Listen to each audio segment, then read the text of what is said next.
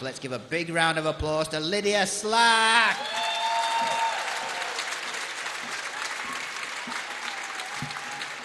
Thank you. It was about this time of year, the annual sheep sale at Bettakultcha market, and there he was, across the sale ring, Albert Grimshaw. I hadn't seen him since primary school. Then, his hair was a mess, his appearance dishevelled, and his demeanour was awkward. Now, he was the same, only bigger. As the next pen of Swaledale sheep entered the ring, I caught Albert looking at me. As our eyes met, I felt an instant connection. He smiled at me, I smiled back.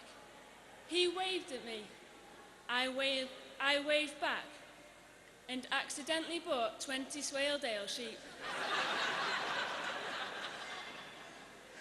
Albert offered to take the sheep home for me, which was quite a relief really, because I'd gone to market on the bus. The following day, I decided to call at Albert's farm and thank him for what he'd done. It seemed deserted. I entered the farmhouse, huge, befitting the size of family. Suddenly, the air went cold. There was an eerie silence, and I felt a presence had joined me in the room. I turned to the doorway, and a shadowy figure filled it. 6'7", 22 stone of solid muscle, carrying a sheep under each arm. It was Mrs. Grimshaw. I immediately recognised her from primary school. Like a lot of small rural primary schools, ours was under constant threat of closure from the local education authority, and Mrs. Grimshaw embarked on a one-woman campaign to keep it open. She had 22 children in 18 years.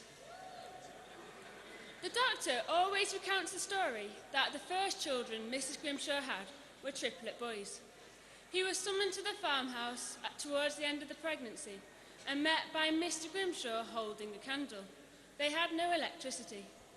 He was taken into a back room, and after a short while he delivered a baby boy and put him at one end of a cot. Mr. Grimshaw said, "I'll just take candle into the kitchen to make a cup of tea." And the doctor said, "You bring that candle back. I'll need some more light. I think there's another." After a short while, he delivered a second baby boy and put it at the other end of the cot. Mr. Grimshaw said, "I'll just take candle into the kitchen to make a cup of tea." The doctor said, "You bring that candle closer. I'll need some more light. I think there's another."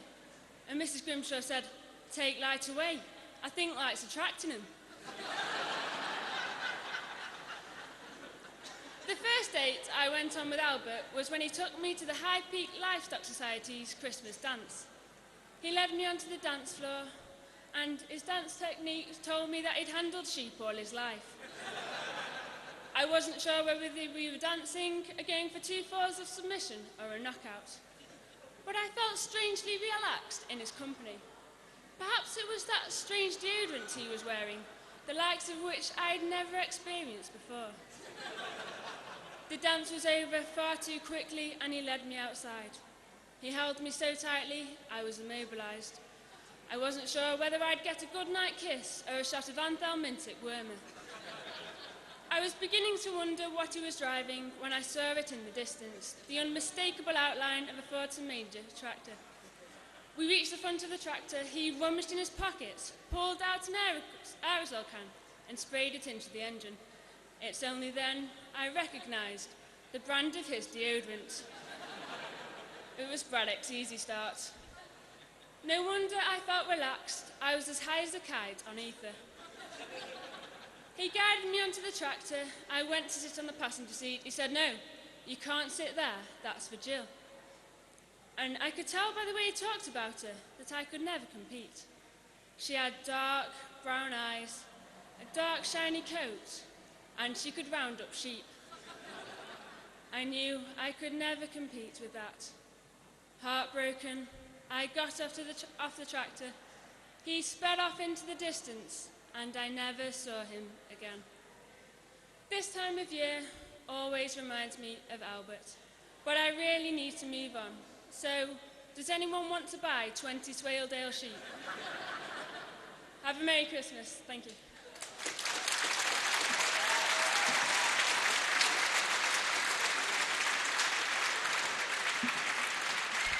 How good was that? Lydia Slack, give it up.